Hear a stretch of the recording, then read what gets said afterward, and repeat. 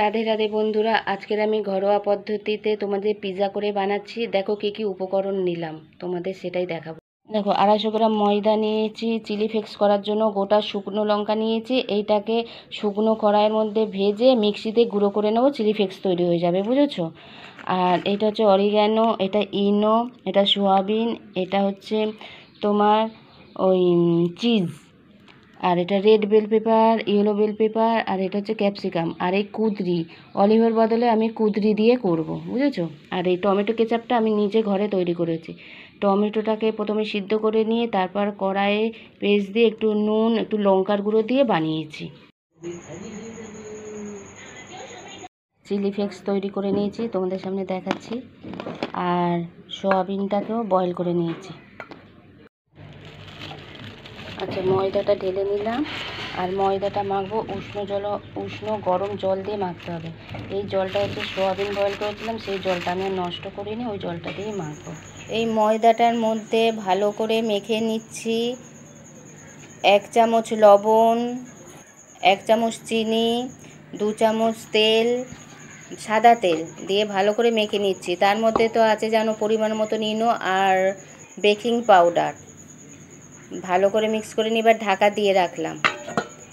20 minute Dhaka দিয়ে রাখবো। এবার তোলা হয়ে গেছে, দেখো তুলে দেখছি, তুলে নরম হয়ে গেছে, খুব সুন্দর খুব সুন্দর নরম হয়েছে আর কি।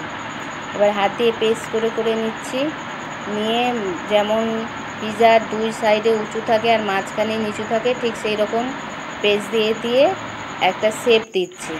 এবারে এই যে আচারটা বানিয়েছিলাম আমি টমেটো, সেই আচারটা আমি রুটিটার মধ্যে ভালো করে মাখিয়ে নিলাম, আর চিজটা দিয়ে গ্রেট করে নিচ্ছি যাতে সব জায়গায় ভালোভাবে ছড়িয়ে যায় চিজটা, সমানভাবে পড়ে সব জায়গায় যাতে।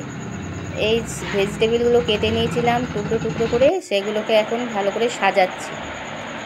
কালারফুল হওয়ার জন্য আমি নানান রকম করে কালার ভেজিটেবিলগুলো দিয়েছি যাতে সুন্দর লাগে। যে অরিগ্যানো দিচ্ছি 1 চামচ মেপে নিচ্ছি। এবার এইটা আমি আঙুলে করে চারিদিকে ছড়িয়ে দেবো যাতে সব জায়গায় সমানভাবে পড়ে। চামচে করে ছড়িয়ে দিলে তো কোথাও বেশি কোথায় কম পড়বে, তাই আমি হাতে করে ছড়িয়ে দিচ্ছি যাতে সমানভাবে চারদিকে পড়ে। এবারে আমি চিলি ফ্লেক্স দিচ্ছি। চিলি ফ্লেক্সটা তো নিজেই বানিয়েছি, দেখেছো আগে। এটা পরিমাণ মতন দিচ্ছি, সবটা দেবো না কিন্তু, ওই চামচে যতটুখানি উঠেছে ততটুখানি, হলে প্রচণ্ড ঝাল হবে। এবারে আমি আবার চিজটা গ্রেট করে দিচ্ছি তার ওপরে। আর এইবারে কিন্তু আমি এই যে দেখেছো, এই কড়াতে আমি স্ট্যান্ড বসিয়ে 10 মিনিট আগে হাই ফ্লেমে গরম করতে দিয়েছিলাম।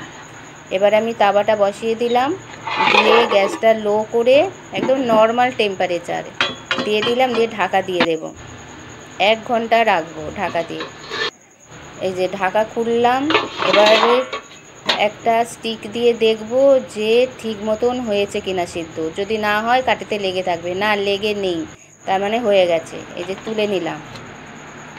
এইবার দেখো আমি পিস করে নিচ্ছি, কি সুন্দরভাবে থালাটার মধ্যে উঠে এলো। এই যে পিস করে নিচ্ছি, তোমাদের দেখাচ্ছে একটা তুলে কত সফট হয়েছে, নরম হয়েছে, দেখেছো। যত মাখবে ময়দাটা তত সফট হবে। আমি পিস করে কেটে নিলাম, নিয়ে আমি ডিনার প্লেটে রেখেছি এক সাইডে। ডিনার প্লেটে আমি তুলে নেব। এই যে ডিনার প্লেটে তুলে নিলাম। আজ আমি খেয়ে দেখলাম, খুব সুন্দর হয়েছে। আজ এই পর্যন্ত।